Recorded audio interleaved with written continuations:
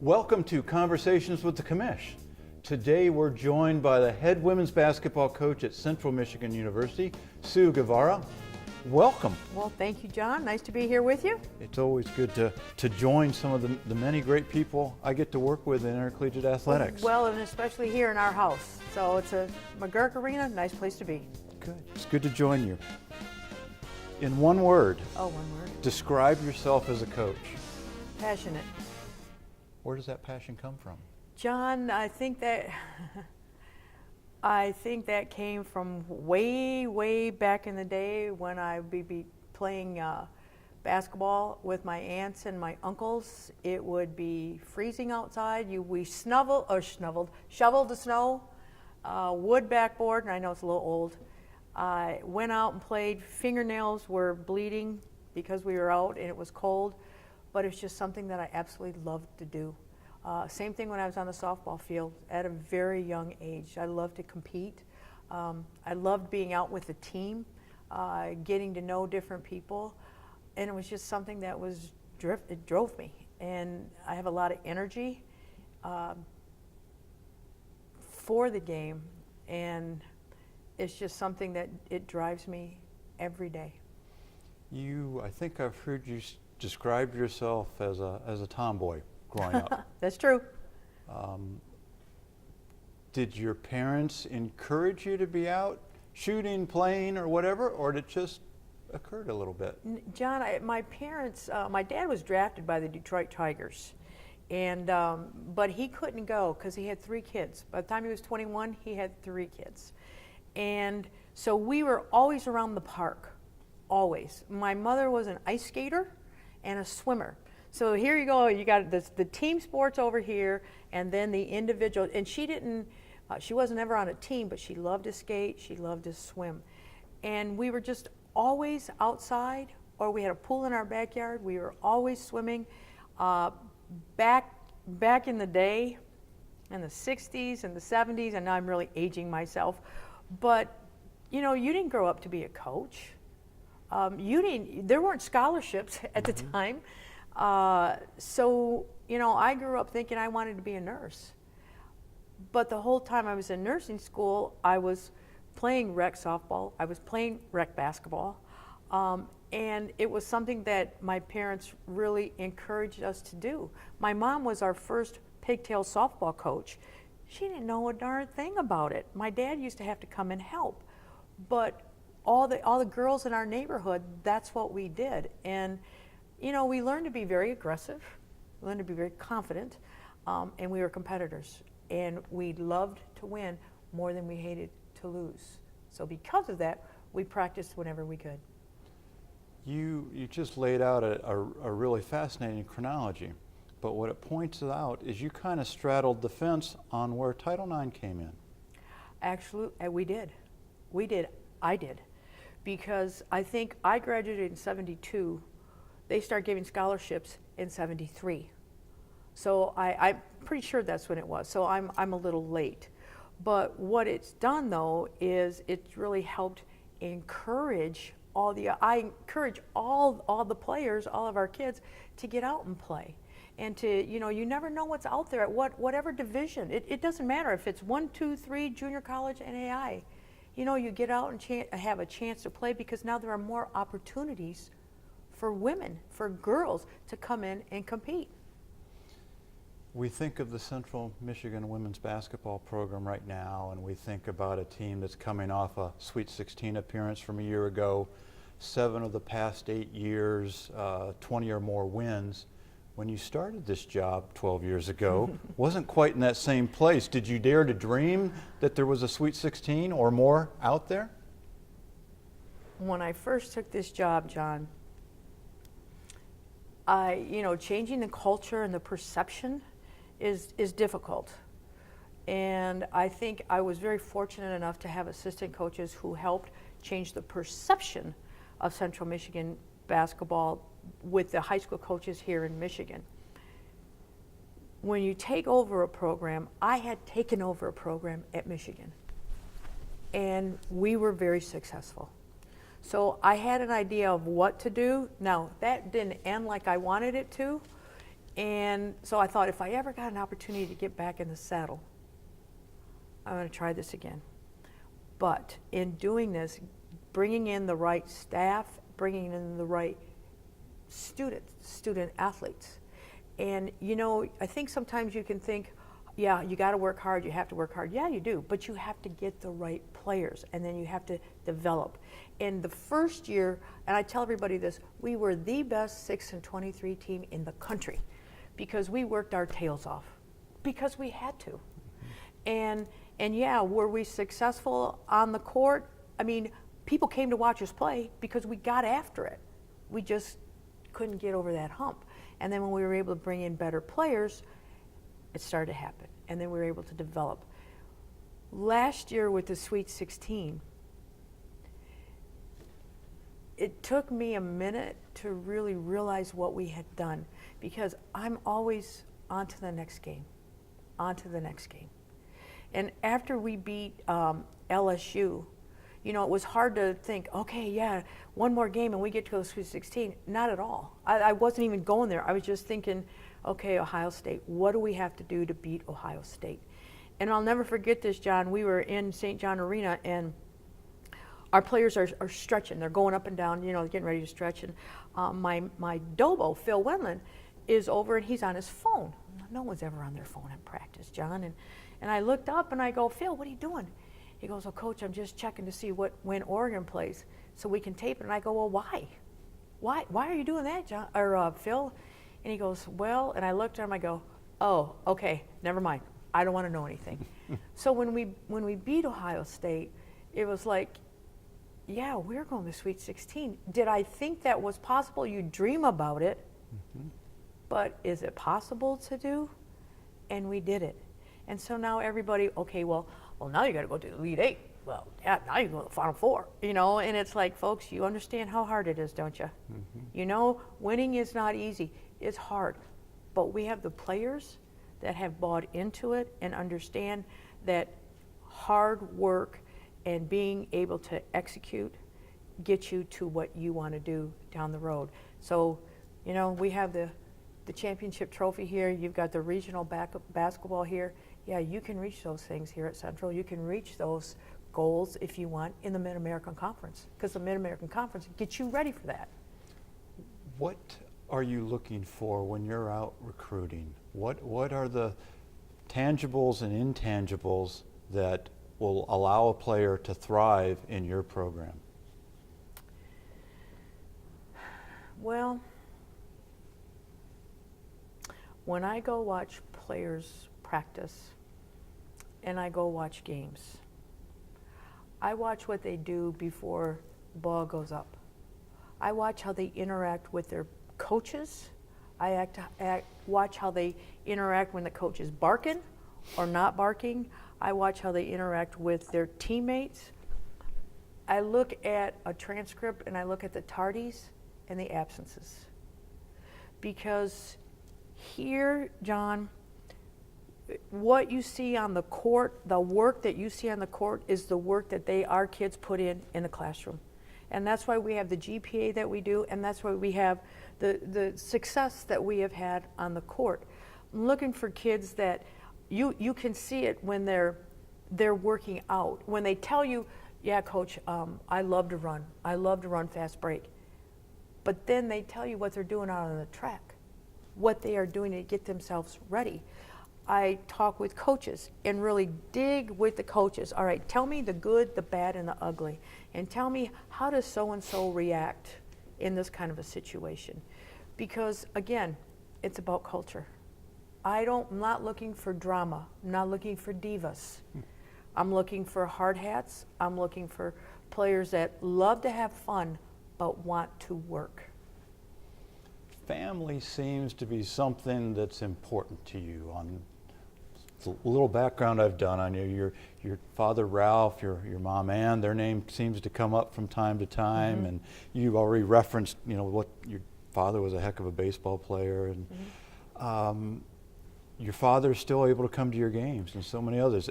What does that mean to you? That, John, when this job opened up, and now you're going to make me cry because I'm going to start talking about my family, and especially my mom, because she passed 17 years ago. And, you know, she was one of my biggest fans at Michigan. Huge fans, went with me all the time. And she hasn't been able to be physically here as part of the success that we have had here, but my dad just turned 84 years old. And to see him come to games with my family, my sisters, my brother, my cousins, my aunts and my uncles, we tease because there's a Hispanic section right across, and there they all are. Because it doesn't matter, John, win, lose, or draw. The love that they have, and for me, for the success, the games here or when we are on the road, whether we're at Eastern or we're at Western, we go to Cleveland. God, they love going to Cleveland. It's family time, and it's family time for all of them. And this little brown ball happens to bring us all together. And I have a green cross right here on my wrist, and that's my mom. And I always give her a little rub before every game because I know she's with me. She's been a part of the success that I've had in my career. Back to coaching and what you maybe has seen changed through your career. I think, John, you have entitlement and you have gratitude. And I think right now there's a little bit of an imbalance of entitlement. That I think sometimes parents, for whatever reason, everybody knows their daughter is the best thing since sliced bread. Everybody knows it. I know that. But when we are recruiting, we talk to them about, okay, look, these are things you're going to have to do. This is the program that we have. And yes, parents, do you know how much they pay trainers these days? They pay trainers a boatload of money an hour to train. They go to AAU clubs, and they pay a lot of money to do that. So it's like if they're going to pay all this money, then their kid is entitled to play. Their kid should be getting a scholarship. So helping parents understand it's not quite that way. Yes, you are investing a lot of money, but understand I'm about to invest a lot of do-re-mi with you also. But these are the things they're going to have to do. So I think that part has changed. And when you bring in players into your culture, they have to understand gratitude. And that comes with the seniors and the upperclassmen helping them understand it's not an entitlement. This working hard is you're supposed to do that. Playing time, that is definitely earned, and be happy and grateful for whatever time you get. You know, you were, I believe, still the second winningest coach at the University of Michigan. Had a heck of a run there. You did things that they still haven't replicated since you left, and then you had a losing season, and boom, you're out. How do you pick yourself off the mat? It's got to be, we're in a very competitive profession. Yes, we are. And it hurts when something goes south. But what did you do to climb back up? I went to Mexico for a month. I went to Spanish immersion school for a month. I went to Cuernavaca, Mexico. I went around and I visited with Tom Izzo for a couple months. I went down to Duke with one of my best friends, Gail Gestencourse at the time. Watched her practice, watched Krzyzewski practice, see how people do things differently. And John, I took a long time to go inside. What could you have done differently? What should you have done? Are you sure you want to get back in that saddle? I went to a real estate school, got my real estate license. I figured if I could recruit and get good kids, I could sell anything.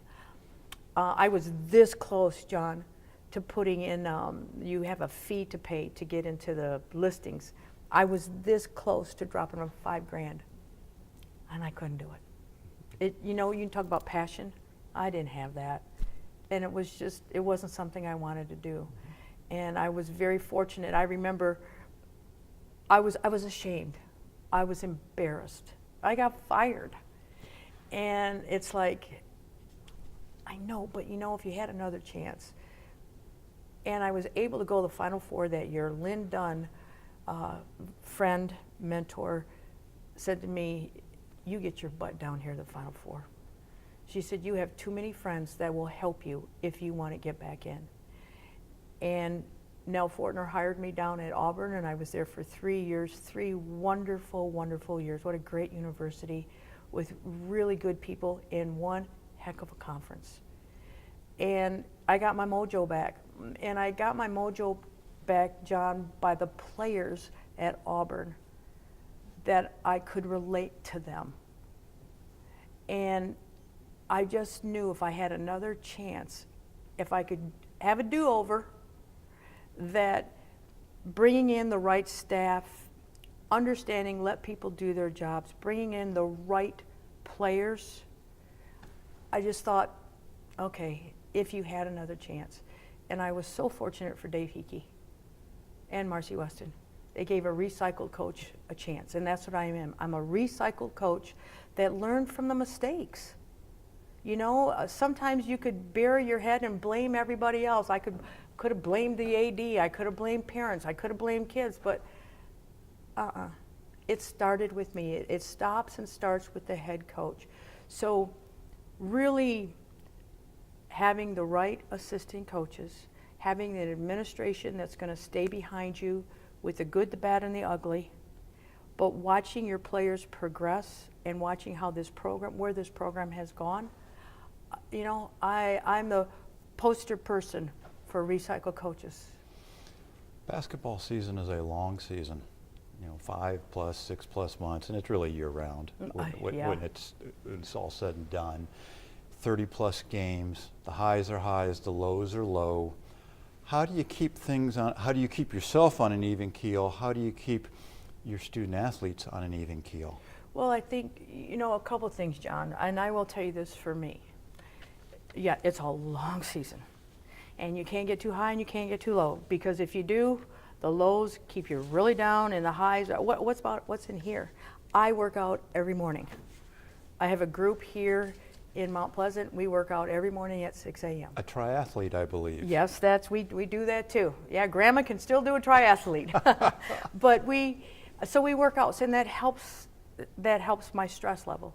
Mm-hmm. But I think for our players, I will start to cut practice down as you know, when we start in August till, you know, we have the preseason, and you know, we might do things a little bit longer, a little differently in the preseason, and then we start our non-conference. Once the games start, just try and keep it so we're not going over 2 hours, hour and a half.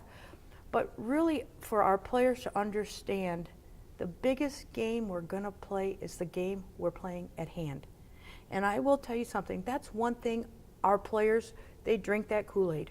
They believe it. Because I think they understand, first of all, our conference, but it's like in the non-conference, John, you know, we're going to play Louisville. Well, yeah, you're going to get really high to play Louisville, but okay, and now you're going to play Iona.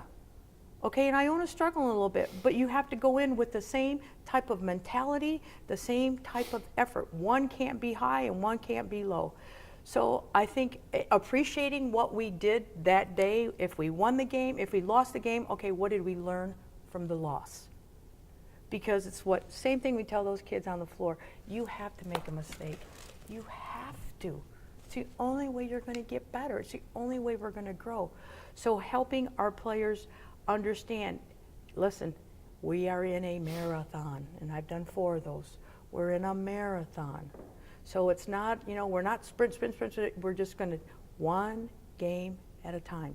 And that point 2 of the marathon, 26.2, when you get to that point 2, now you're at the end. Now whatever you got left in that tank, now you got to have it. How quickly do you try to put either a loss or a win behind you and your team? 24 hours. You get 24 hours, and that's it. And I will tell you this, when we lost the other day to Ohio, we lost on Saturday. And I'm watching the film on Sunday, and I'm angry. I'm angry. And I'm coming into practice. We ran 5 miles Monday morning at 6 a.m., and I'm coming into practice, and I'm still angry. It's like, hey, listen, sister, you better get over this, and you better get over it quick. The best thing I did, John, was when we came in and we went in the circle, I told our kids, all right, look, I'm just going to tell you something right now. I'm still angry. So you have to help me get over this. and this is what we have to do. Can we do this? Can you help me get over this? Because I know we're better. I know we're better than what we showed. So can you please show me so that I'm not angry anymore?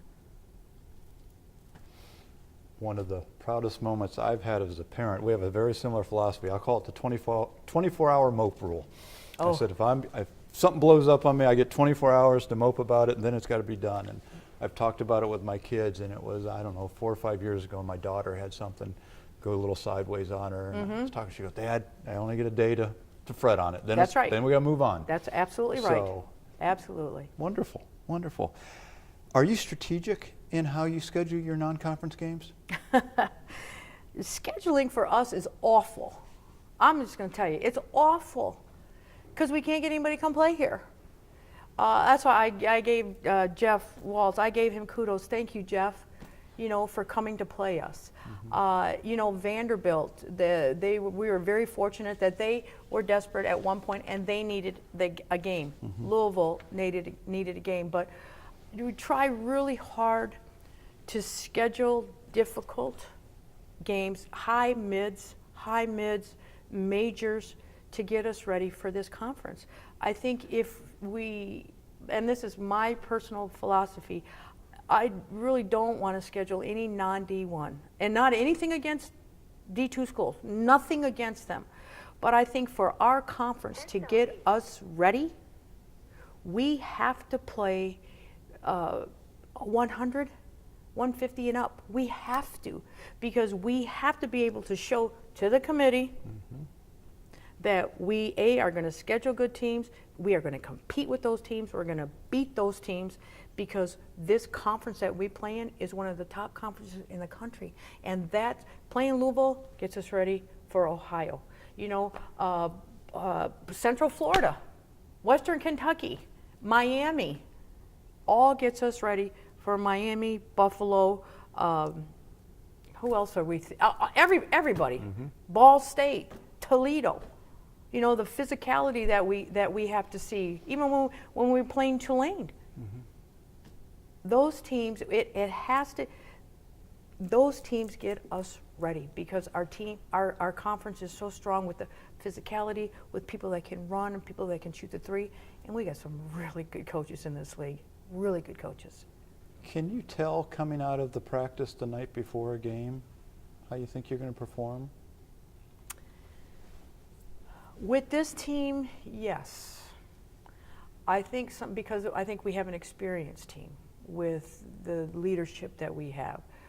With previous teams that we've had, with younger teams, no. And sometimes, a couple years ago, we would have a real poopy practice and came out roaring, and it's like, where did this come from? Where did this come from? Because I would have never guessed. And when I have those when that would happen, the first thing I would do in the circle is like, is this what we're going to show? Is this what the audience is going to see tomorrow when our fans come in? What exactly do you want them to see? But now with as practice is going on, if it's not going the way I like it or it doesn't look, I'll stop it and say, look, we're going to have 2,000 fans in here tomorrow. Do you want them to come back? Do you want them to see what they're seeing right now? Do you think we might be able to pass fake? Do you think you're going to go dive on the floor for that ball?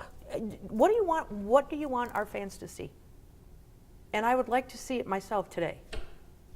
So I just kind of challenge them a little bit. Hopefully you have a number of years in front of you in coaching yet. As you sit here today, what do you think, when do you think you'll know, or what's going to happen, what's going to trigger it, what thought process is going to go on that says, you know what, maybe it's time for me to do something else or to sit back and watch somebody else? I get asked that question a little bit more these days. Part of it is this, and I'm starting this is my 39th year. And I will tell you, I don't know, John, feel my hands, I don't know if you can, but they're not, usually my hands are ice cold before a game. And I usually wear a t-shirt before I put on my nice blouse, because I'm nervous. I mean, it's excitable nervous. Yeah. I think when that stops, when I stop wanting to go out recruiting, because that's the lifeblood. You have to get out. And I still I still enjoy going out and watching kids play. Now, I will tell you, talking to a 15-year-old is a little different. It's probably a good thing that I have cousins that are that age. But when I stop wanting to come in, when I start looking at this as a job, then I'll probably be all done. Sue, thanks for joining us today. I appreciate it, John. Nice being here with you. Thanks for joining us on Conversations with the Commish.